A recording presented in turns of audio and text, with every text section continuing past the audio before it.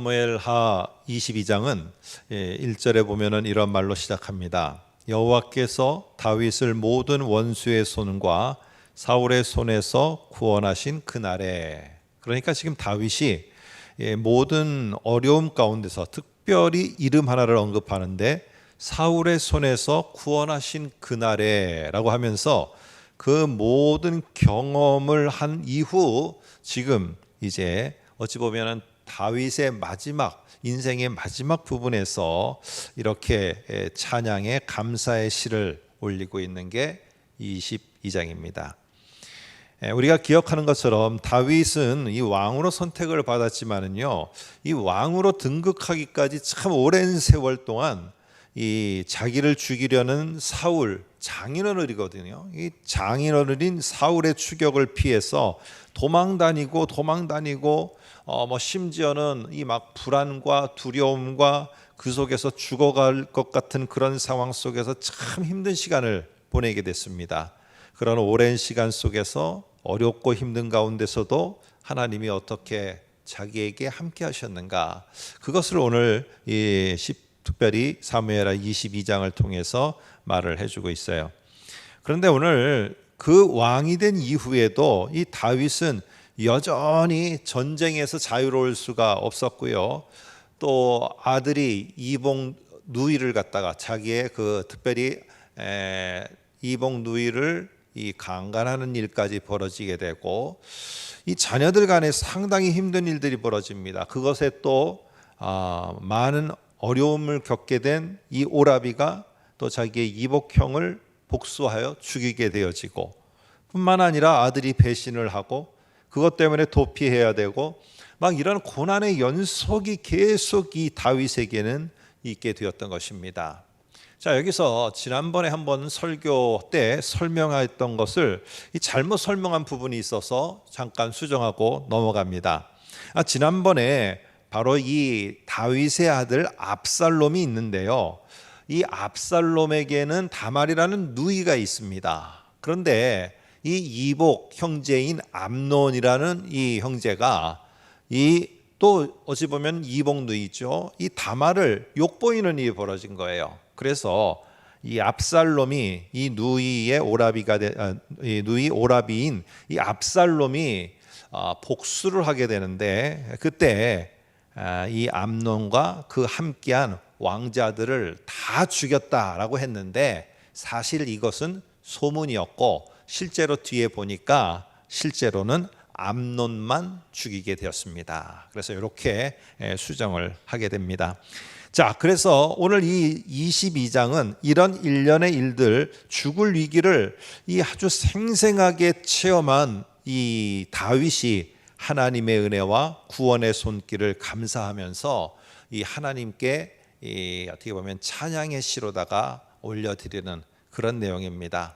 그러고 보면은요, 이 위기와 고난은 어찌 보면은 하나님을 이렇게 체험하는 체험학습장인 것 같아요. 사람들이 참 하나님이 복을 주시고 하나님이 은혜를 주셔서 우리는 참 어려움 없이 살아갔습니다, 우리 가정은. 이런 말을 간혹 듣습니다. 그런데 하나님이 정말 베푸신 그 기가 막힌 은혜와 하나님이 구원의 하나님이라는 이 놀라운 사실을 어려움과 내가 슬픔과 아쉬움을 겪어보지 못한 그 생생한 현장의 체험이 없는데 어떻게 그것을, 어려움이 없는데 그것을 느꼈을까? 이 두 개는 이율배반적인 것이라는 거예요. 정말 하나님의 은혜가 뭔지를 알고 하나님의 은혜 때문에 내가 살아간다는 것을 알 수밖에 없는 자는 반드시 고난을 겪어본 자입니다. 그것을 안 겪어보고 하나님의 은혜 없이 살 수 없다는 것을 깨달을 수가 없어요. 그래서 이 다윗은 너무나 자기가 생생한 체험을 한 겁니다.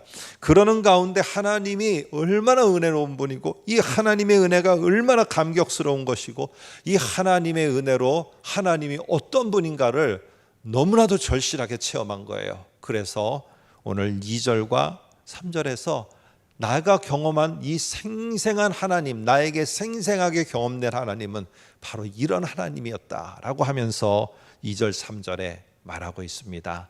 한번 여러분과 함께 같이 보기를 원합니다. 먼저 2절을 보시면 이렇게 말합니다. 여호와는 나의 반석이시요 나의 요새이시요 나를 위하여 나를 건지시는 자시요, 이렇게 말합니다. 자, 근데 여기서 2절에도 보면은 하나님을 뭐라고 고백하느냐 하면은 나의 반석이라고 말을 해요. 근데 3절도 보시면은 내가 피할 나의 반석의 하나님이라고 3절에도 반석이라고 말합니다. 우리는 여기서 한번 잠시 꼭 잊지 말고 넘어가야 될 것이, 꼭 기억해야 될 것이 2절의 반석과 3절의 반석은 다르다는 거예요. 다르다는 거예요. 우리 성경에는 이걸 똑같이 번역했는데요. 2절에 나오는 이 반석은 어떤 반석이냐 하면은 암벽을 말합니다. 한번 사진으로 한번 볼까요? 이런 겁니다.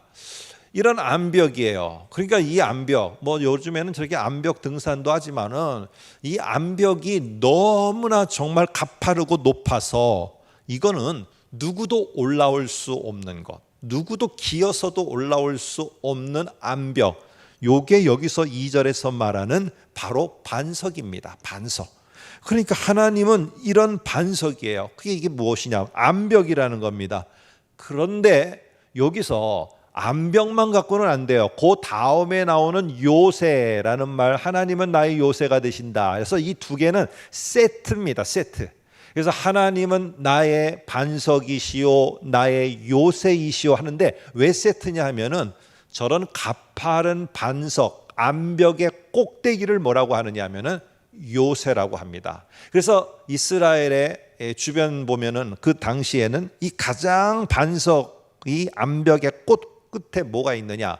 요새가 있어요. 한번 지금도 이스라엘을 여행하신 분이거나 또 여행 스케줄을 잡으신 분은 일정 가운데 꼭 가게 돼 있습니다. 그게 바로 마사다 요새라는 거예요. 한번 화면을 통해서 볼까요? 이렇게 돼 있습니다. 마사다 요새가요. 저게 지금도 저기를 올라가려고 하면은 케이블카를 타고 올라갑니다. 케이블카 타러 올라가는데 당시에 특별히 신약 시대 때 이스라엘 백성이 로마 군에 대항하여서 마지막까지 항전을 벌인 그곳입니다. 그래서 특별히 이 이스라엘 사람들이 저기서 유대인들이 항전을 벌이는데 로마 군인들이 못 가겠는 거예요. 못 올라가겠는 겁니다. 그래서 저기를 갖다 어떻게 했느냐? 저 뒤쪽에 보이진 않지만은 거기서부터 이 흙을 싸서 저기하고 높이를 맞춰서 거기에 맞춰서 이렇게 쳐들어가는, 그래서 나중에 들어가 보니까 자기들 스스로가 다 목숨을 끊고 다 자살하고 다 그렇게 남은 그 유명한 마사다 요새입니다. 뭐 중요한 거는요, 이 요새라는 건 어쨌든 암벽의 꼭대기 부분을 말하고 있다는 거예요. 그래서 하나님께서 정말 내가 죽을 것 같을 때, 너무너무 이제는 더 이상 살 수 없을 것 같을 때 하나님은 그 타이밍에 나의 정말로 암벽의 꼭대기 요새와 같은 분이시었다, 이렇게 말하는 겁니다. 이게 바로 뭐냐?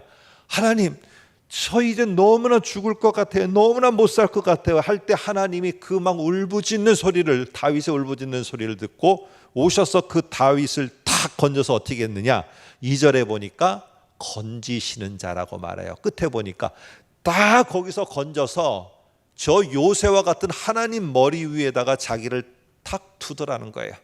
그러니까 자기를 죽이려고 했던 어떤 원수도 어떤 상황도 자기를 넘보지 못하게 된 경험이 내게는 있다 하면서 하나님이 이런 바로 암벽의 요새와 같이 나를 지켜주신 분이다 라고 하며 하나님을 정말로 높이 감사하며 찬양하고 있어요.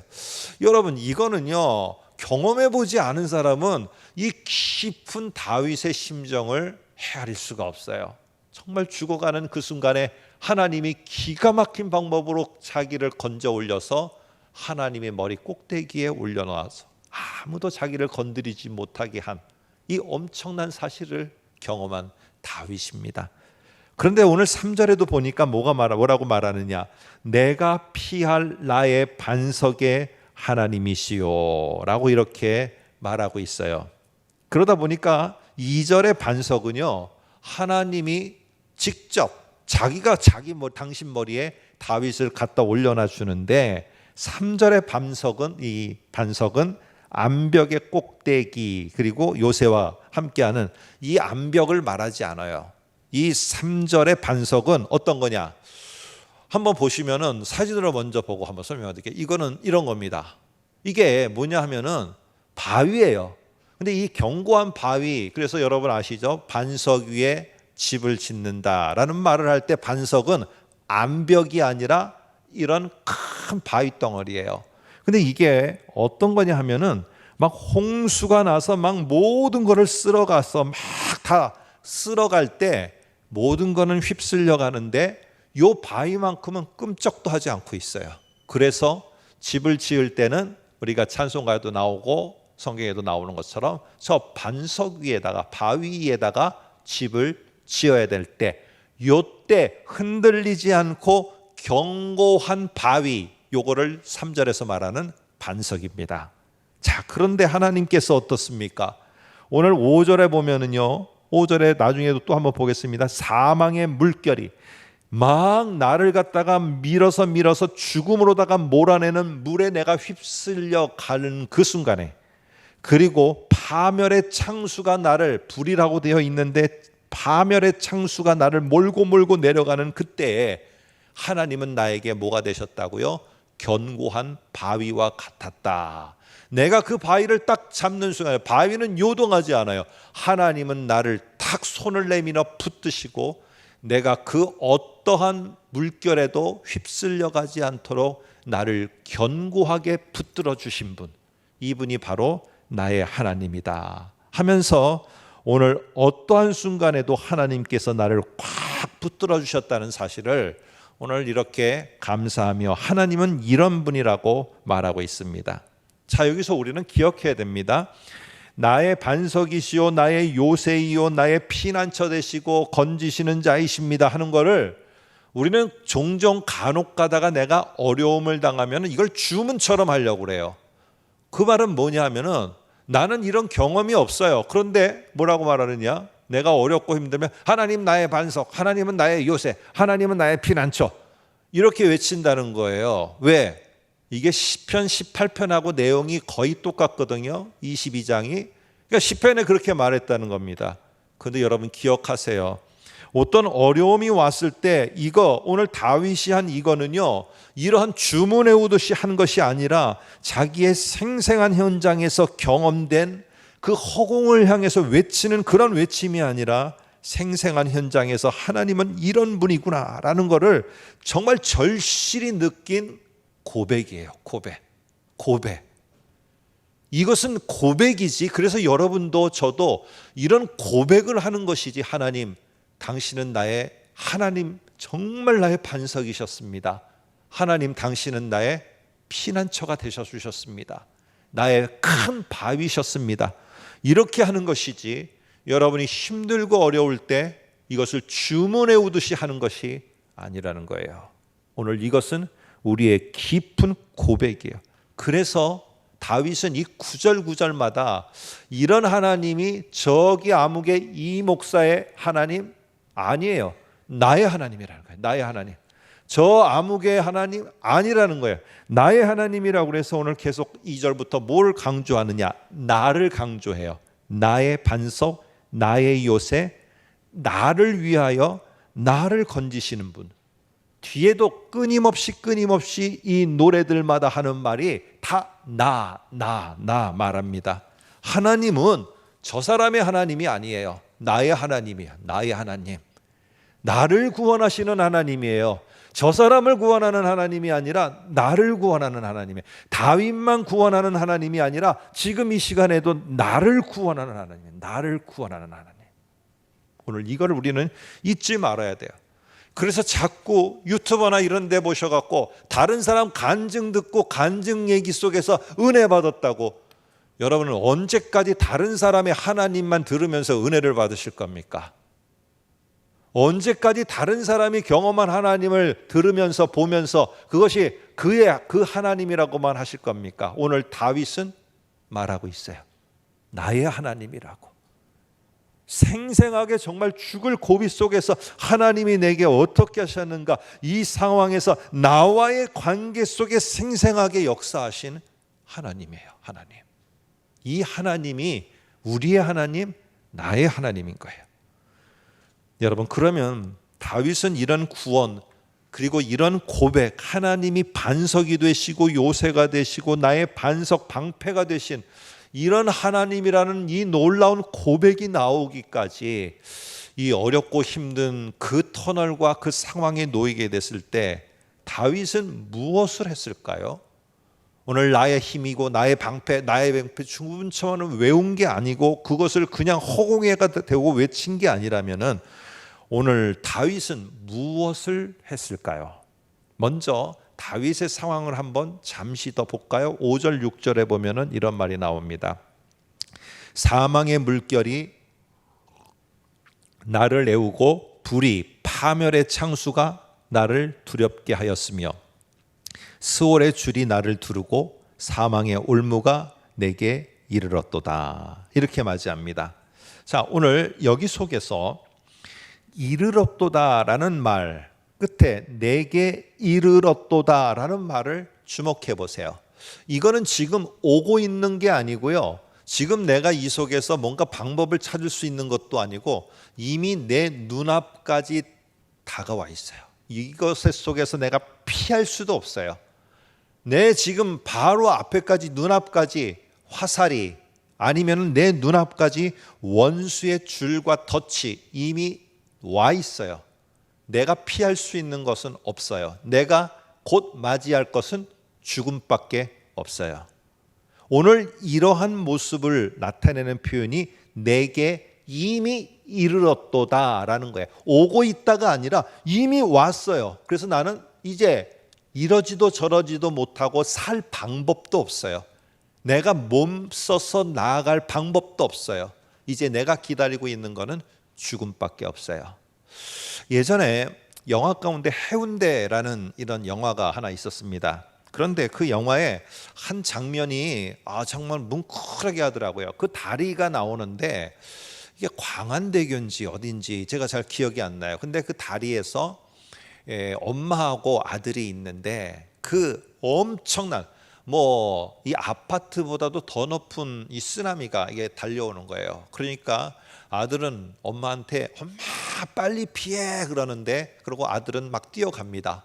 그런데 어머니는 꼼짝도 하지 않고 있어요. 그러면서 그 쓰나미가 그 어머니를 덮이는 이런 장면으로다가 끝나면서 바뀝니다.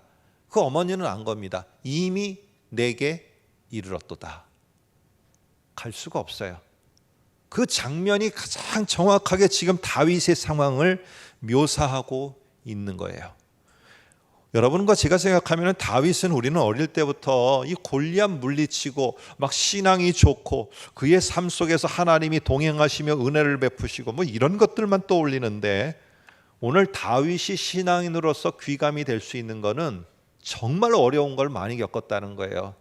우리로서는 상상할 수 없는 일들, 가정사서부터 개인 여러 가지 나라의 일까지 정말로 상상할 수 없는 일을 겪었는데 오늘 그 아픔과 위기 앞에서 다윗이 보인 모습이에요.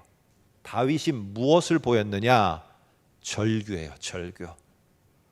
그저 거기에서 내가 경험하지 못한 하나님을 읊조리면서 막 외치는 것이 아니라 오늘 다윗이 보인 것은 절규예요. 절규. 외침이고 부르짖음이고 하나님께 아뢰는 것이었어요.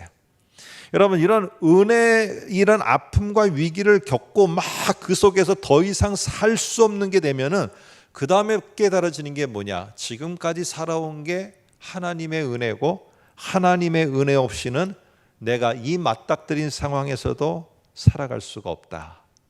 은혜로 사는 자는 매 순간마다 그래서 하나님께 부르짖는 것밖에 할 수가 없어요. 그래서요, 고난은 제가 이렇게 한번 적어봤습니다. 제 말입니다. 그냥 고난은 하나님의 은혜를 향해 부르짖는 시작이다. 여러분, 하나님의 은혜가 뭔지를 알려면은 그 고난 속에서 하나님 앞에 부르짖는 그것 속에서 하나님이 어떻게 역사하셨는지를 내가 생생하게 체험할 때 하나님의 은혜를 알 수 있어요. 여러분, 우리가 하나님의 은혜로 구원받았다, 우리가 그렇게 믿고 확신을 해요. 그런데 그것이 진짜 확신이 되기 위해서는 뭐가 전제되어야 되는지 아세요? 나는 죄인으로 죽어야 되는 자다. 나는 살아서는 안 되는 자다. 그게 절실히 느껴져야지 내가 하나님께서 나에게 예수를 보내서 구원하셨다는 게 얼마나 하나님의 큰 은혜인가를 알 수 있는 거예요. 알 수 있는 거예요. 오늘 이러다 보니까 이 상황에서 오늘 다윗이 하는 것은 무엇이냐 하면은 4절에 이런 말을 합니다. 내가 찬송받으실 여호와께 아뢰리니 내 원수들에게서 구원을 받으리로다. 두 개의 동사가 나와요. 아뢰다라는 거예요. 다른 말로 뒤에는 뭐라고 나오느냐? 7절에 나중에 보겠습니다만 부르짖다라는 말을 해요. 이 부르짖음에 하나님께 간절하게 외치는 게 오늘 하나님께 여호와께 아뢰는 거예요. 그런데 두 개의 동사 아뢰다 끝에 뒤에 보니까 구원을 얻다 이렇게 말해요. 구원을 받다, 구원을 얻으리로다. 근데 이게 미완료라는 형태예요. 좀 어렵지만은요. 근데 이게 무슨 뜻이냐? 미완료라는 게 내가 과거에 하나님께 아뢰고 부르짖었더니 하나님이 나를 구원해 주셨다. 끝. 이게 아니라는 거예요. 그 전에 수많은 세월을 내가 이 고난 속에서 왔는데 그때마다 여호와께 내가 부르짖으며 절규하고 나갈 때마다 하나님은 나에게 구원을 베풀어 주셨다. 그래서 이 두 가지의 이 패턴, 내가 이 상황이 되면은 하나님께 부르짖으며 아뢰며 나가야 된다라는 것과 그러면 하나님이 손을 내밀어 나의 반석과 요새가 되어주시고 나의 건지는 자가 되어주신다. 이 사실은 끝나는 것이 아니라 이때까지 그래왔으며 앞으로도 똑같은 상황을 맞닥뜨릴 때 나는 하나님께 아뢰일 것이다. 이게 미완료의 표현의 중요한 의미입니다. 멈추지 않겠다는 거고 하나님도 그런 다윗을 향해서 멈추시지 않을 거라는 것을 말하고 있어요. 여러분, 그래서 오늘 이 다윗이 이런 상황 속에서 그가 한 것은 무엇이냐 하면은요, 아뢰는 거예요. 부르짖는 거예요. 간절하게 부르짖으니 하나님이 들으시고 절망과 비탄의 소리, 절규의 소리를 생명과 구원으로 바꿔주셨다라는 게 오늘 다윗의 이 찬양과 감사의 시에서 나오고 있습니다. 한번 7절을 볼까요? 참고로 7절을 보면 이렇게 또 말합니다. 내가 환난 중에서 여호와께 아뢰며 나의 하나님께 아뢰었더니 그가 그의 성전에서 내 소리를 들으시며 나의 부르짖음이 그의 귀에 들렸도다. 이렇게 말합니다. 오늘 다윗이 뭘 했습니까? 어려운 거 했습니까? 힘든 거 했습니까? 여러분, 그러잖아요. 내가 더 이상 피할 수가 없을 때 마지막 한마디를 한다라고 하면 뭐냐? 살려주세요. 이 한마디 아니겠어요? 절규예요, 절규. 간절함에 딱. 거기에는 어떤 미사오구도 필요 없어요. 하나님 앞에 그저 부르짖으며 절규하는 거예요. 이게 다윗이 했던 것이에요. 그런데 이런 소리를 들으신 하나님이 어떻게 했느냐? 그래, 내가 들었다. 하나님이 이런 하나님이 아니라는 겁니다. 한번 하나님이 이 소리를 들었는데 와, 나에게 달려오시는데 하나님이 어떻게 달려오시는지 내가 그걸 한번 시로 다 표현해봤다 하면서 자기에게 그 소리를 절규하며 외치는 소리를 듣고 달려오시는 여호와 하나님을 묘사하고 표현하고 있어요. 8절 9절 한번 볼까요? 이렇게 말합니다. 이에 땅이 진동하고 떨며 하늘의 기초가 요동하고 흔들렸으니 그의 진노로 말미암음이로다. 그의 코에서 연기가 오르고 입에서 불이 나와 사르며 그 불에 숯이 피었도다. 제가 이렇게 얌전하게 했는데요. 이 말이 뭐냐면은 이 다윗이 부르짖으니까 여호와 하나님이 하늘에서 벌떡 일어나셔 갖고는요, 막 화를 내면서 내려오시는데 막 달려서 내려오시는 겁니다. 막 우리 아들이 위급하다고, 어린 아들이 위급하다고 하면은 맨발로다가 뛰어오는 아버지와 어머니처럼 막 그렇게 달려오는 모습을 여기에 표현하고 있어요. 얼마나 하나님이 급하게 내려오시는지 땅이 진동하고 떨고 하늘의 기초가 요동하고요. 그리고 내 지금 아들 다윗을 누가 건드려서 지금 이렇게 울부짖게 만들었어? 누가 어떤 상황과 무엇이 이렇게 만들었어? 하면서 하나님이 코에서 연기가 나오도록 하며 불을 뿜어내면서 분노와 함께 다윗에게 험한 것을 행한 자를 그냥 두지 않기 위해서 달려오셨더라 하면서 하나님이 자기에게 달려오시는 것을 이렇게 의인화해서 표현을 합니다. 여러분, 그러면서 이런 하나님이 자기에게 달려오셔서 뭘 하셨느냐? 17절에 보시면은 이렇게 말해요. 그가 위에서 손을 내미사 나를 붙드심이며. 자, 요거는 아까 우리가 2절 3절에 봤을 때 반석 가운데 2절의 반석입니까? 3절의 반석입니까? 3절의 반석이에요. 붙드심이며, 어떤 것이 휩쓸어서 다윗을 갖다가 쓸어가려 한다 할지라도 하나님이 견고한 바위처럼, 흔들리지 않는 바위처럼 딱 다윗을 붙잡고 있기에 절대로 흔들려서, 그래서 밀려서 떠내려가지 않게 하셨고, 그 다음에 많은 물에서 나를 건지셨도다. 바로 이거는 첫 번째 반석이에요. 그 물에서 허우적거리며 절규하는 다윗을 번쩍 들어서 바로 암벽의 요새와 같은 하나님의 머리 끝에다가 탁 갖다 두시고 나를 구원하셨도다 하면서 이 17절에서는 다시 한번 앞에서 비유로 말했던 그 하나님에 대해서 말을 합니다. 자, 여러분, 여기에 제가 이렇게 말했는데 중요한 거는 뭐냐면은 하나님이 내가 어렵고 힘들 때 떠내려가서 낙심해서 포기하지 않도록 나를 딱 붙들어주는 하나님이었다. 또 하나는 정말 마지막 죽겠다라고 할 때 탁 건져서 나를 머리 위에 두신 분이다. 그런데 중요한 말 두 개가 아니라 하나가 지금 두 번 나와요. 앞에 2절에 보면 그 하나님이 어떤 하나님이라고요? 끝에 건지시는 자고요. 오늘 여기에 17절에도 보면은 물에서 나를 건져내셨다 이렇게 말을 해요. 근데 오늘 설교 시간이라 이거를 더 우리가 깊이 보지는 않았습니다만 오늘 22장을 보면은요, 이게 보면 하나님이 임재하실 때 어떤 일이 벌어지느냐 하면은 거기에 보면은 여러 가지 하나님이 나타나실 때 나타나는 징조들, 여러 가지 것들이 신의 산에서 하나님이 임재할 때, 특별히 이 물이 막 집어삼키려고 하는 거는 홍해 바다와 요단강이 이스라엘 민족을 막 집어삼키려고 했던 것들, 이런 것들을 연상하면서 이 출애굽 시대에 이스라엘이 구원받을 때 나타났던 것들을 연상시키고 있어요. 사실은 여기에서. 그러다 보니까 건지다, 건지는 자라는 말도 이 구약의 출애굽의 인물, 어떤 인물과 좀 연관이 있어요. 그 인물은 누구냐? 모세예요. 왜냐? 모세의 이름이 물에서 건졌다라는 말이에요. 물에서 건졌다. 그래서 오늘 이 중요한 것은 다윗은 이 말을 통해서 뭔가를 지금 하나를 더 말하고 싶은 거예요. 그게 바로 뭐냐면은 하나님이 모세를 물에서 건지셨을 때는 목적이 있어요. 물에서 살아나서 이렇게 오게 한 데는 목적이 있어요. 그래서 모세는요, 왕족으로 살다가 나중에는 도망가서 양치는 자로 살아요.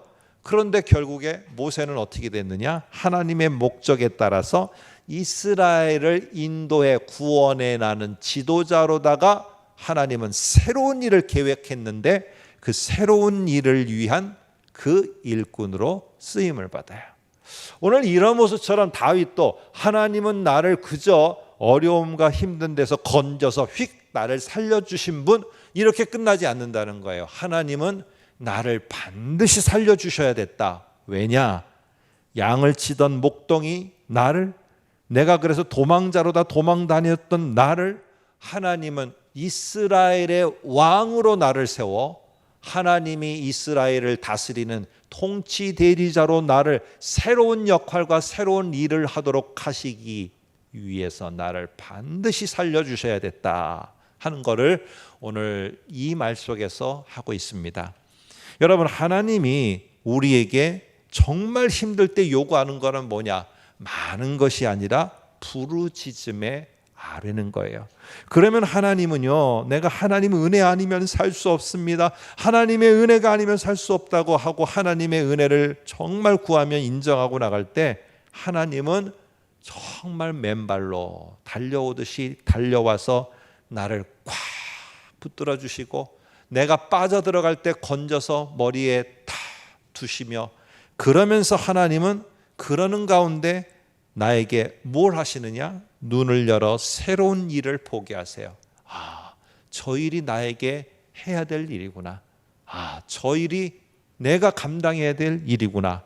그러면서 그 일을 보게 하고 그 일을 할 수 있는 확신도 주시고 힘도 주시면서 그렇게 그 일을 감당하도록 새로운 일에 우리를 세워주시는 분, 이게 바로 하나님은 나의 반석이시고 요새이시고, 하나님은 나의 반석과 요새, 나를 구원하시는 분뿐만 아니라 방패가 되시고 나의 피난처가 된다는 다윗의 고백 속에 들어있는 의미입니다.